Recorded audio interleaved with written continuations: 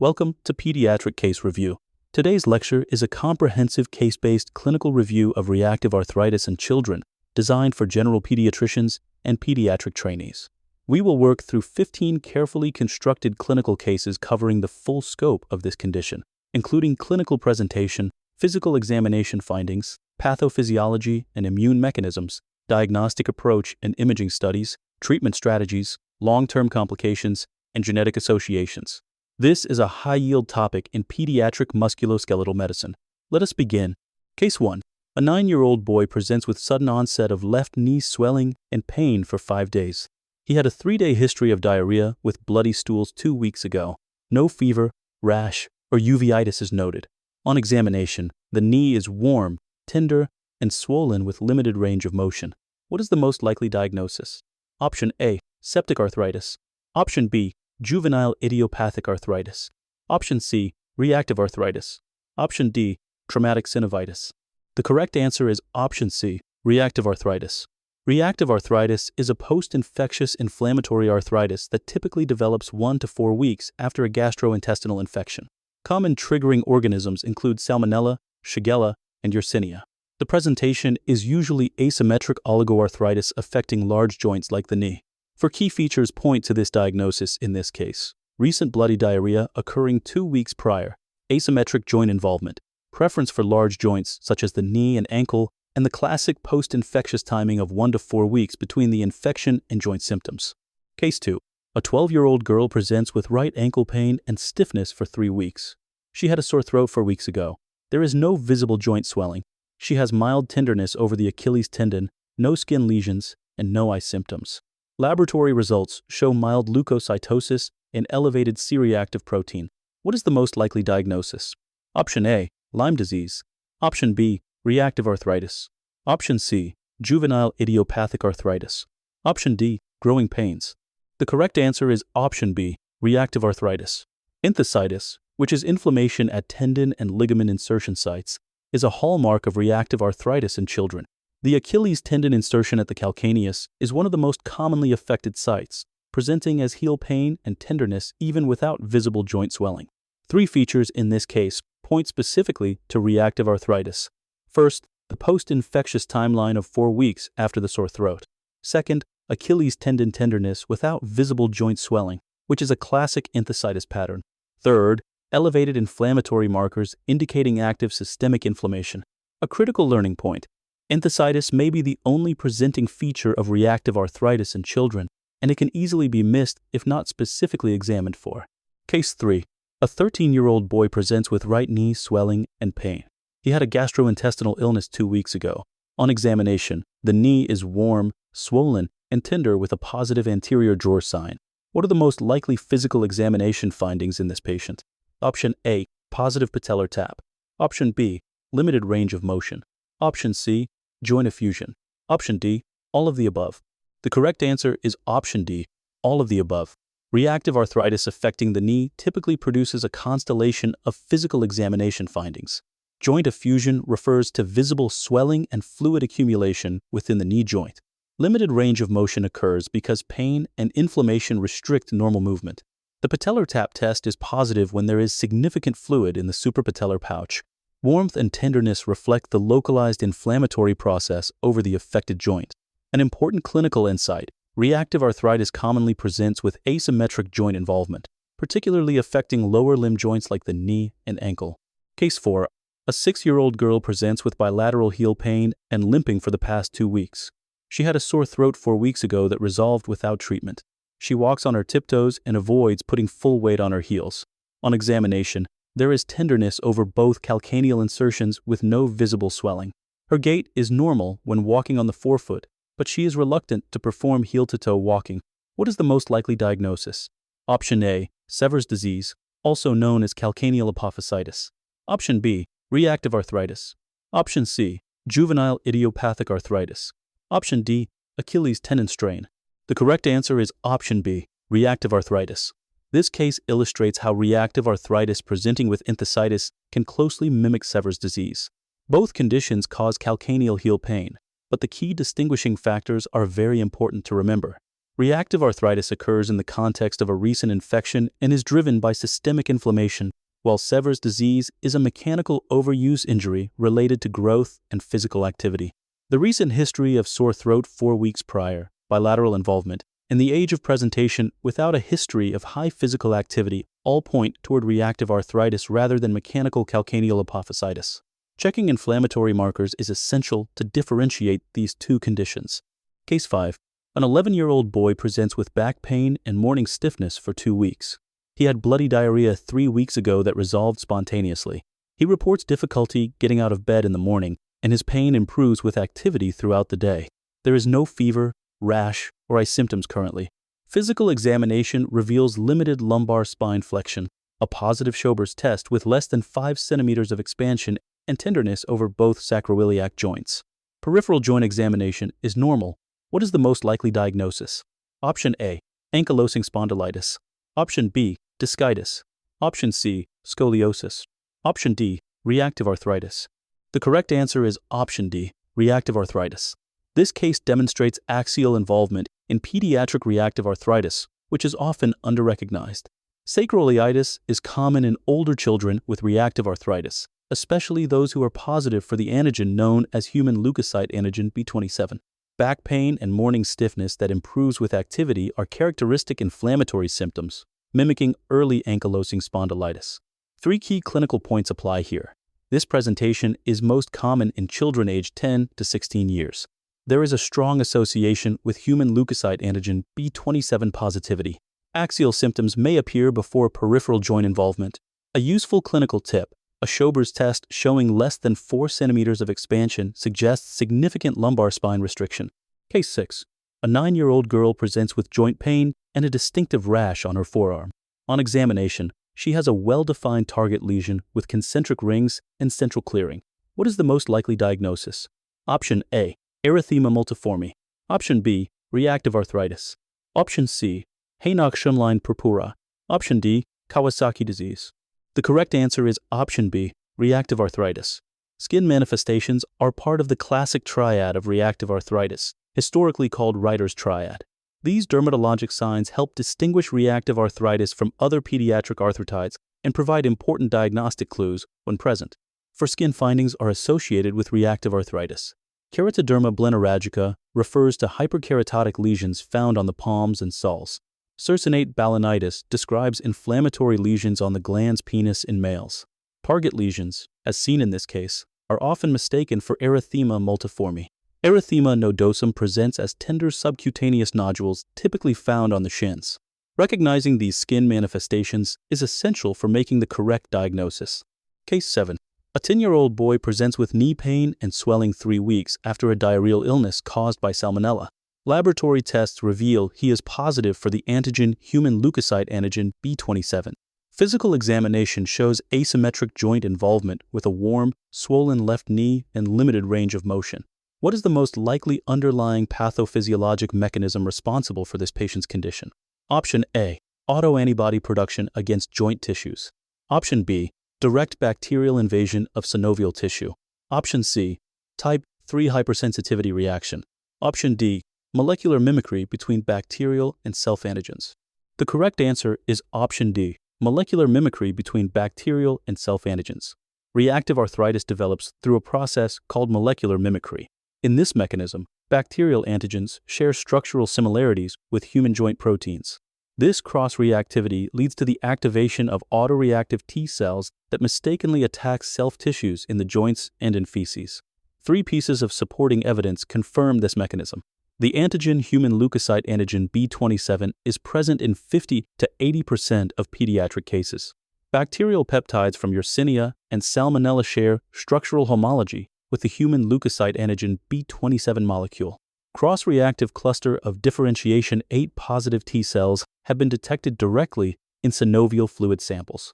This mechanism also explains why reactive arthritis typically develops 1 to 4 weeks after the initial triggering infection. Case 8. A 12-year-old girl presents with joint pain and uveitis after a urinary tract infection. She is positive for the antigen human leukocyte antigen B27. What is the most likely immune cell primarily involved in the pathophysiology of her condition? Option A, B cells. Option B, cluster of differentiation 4 positive T cells. Option C, cluster of differentiation 8 positive T cells. Option D, neutrophils. The correct answer is option C, cluster of differentiation 8 positive T cells. These cells are the dominant effector cells in reactive arthritis pathophysiology. Their role involves 3 key steps. First, human leukocyte antigen B27 molecules present bacterial peptides to cluster of differentiation 8 positive T cells. Second, these activated T cells then infiltrate the synovium and entheses, the primary sites of inflammation. Third, they release cytotoxic molecules and pro-inflammatory cytokines that drive the tissue damage seen in reactive arthritis.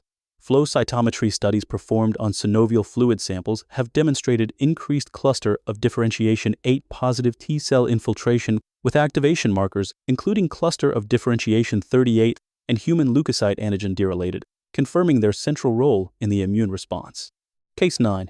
A 9-year-old boy presents with knee swelling and pain for 5 days. He had a 3-day history of diarrhea with bloody stools 2 weeks ago. There is no fever, rash, or uveitis.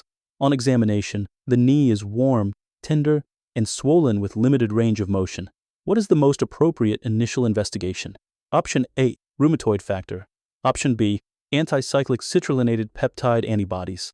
Option C, human leukocyte antigen B27 typing. Option D, erythrocyte sedimentation rate and C-reactive protein. The correct answer is option D, erythrocyte sedimentation rate and C-reactive protein. These are the essential initial inflammatory markers in suspected reactive arthritis. They serve 3 critical purposes in clinical management. First, elevated markers confirm the presence of systemic inflammation and support the diagnosis.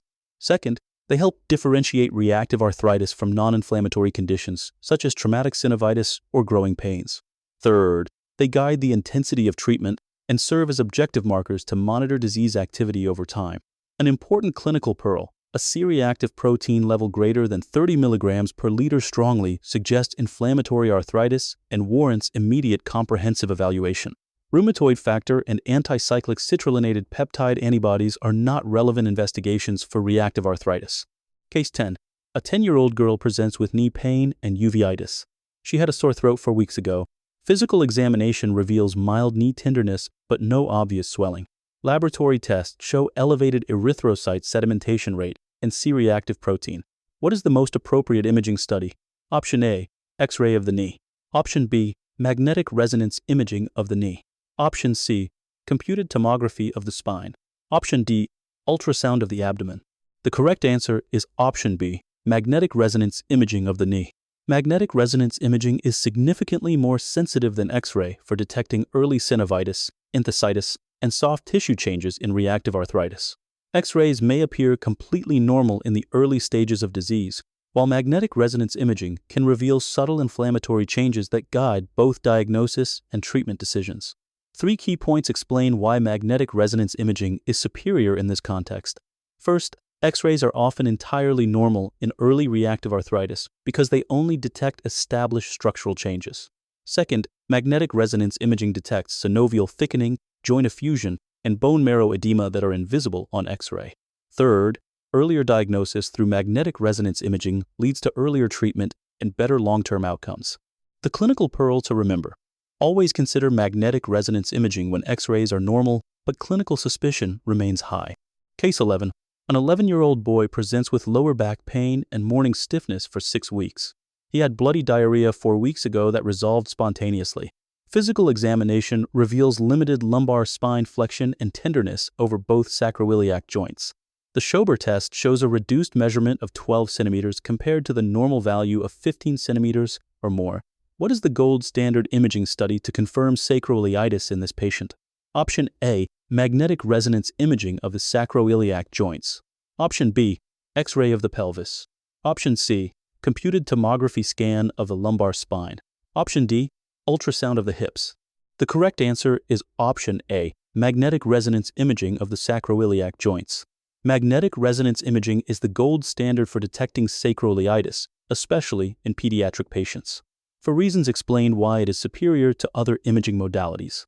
First, magnetic resonance imaging detects bone marrow edema before any structural changes become visible on X-ray.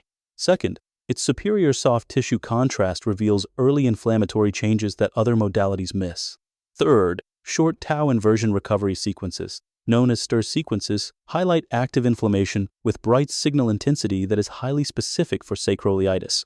Fourth, early diagnosis in pediatric patients is critical because it allows treatment before irreversible joint damage occurs. The clinical pearl: X-rays may appear completely normal for months, while magnetic resonance imaging already demonstrates active sacroiliitis. Case 12. A 9-year-old boy presents with right knee swelling and pain for 5 days.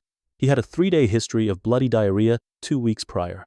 Physical examination reveals a warm, tender, swollen knee with limited range of motion. Laboratory tests show elevated erythrocyte sedimentation rate and C-reactive protein, and he is positive for the antigen human leukocyte antigen B27. What is the most appropriate initial treatment for this patient? Option A, methotrexate.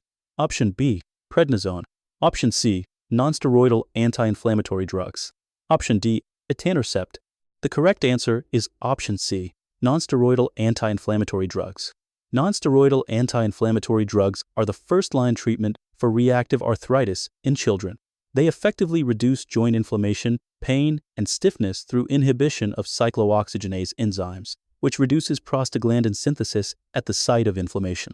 3 important clinical considerations apply when prescribing nonsteroidal anti-inflammatory drugs for this condition. The mechanism of action involves direct inhibition of cyclooxygenase enzymes, reducing prostaglandin production. The onset of action is rapid, with meaningful improvement expected within 24 to 48 hours of starting treatment.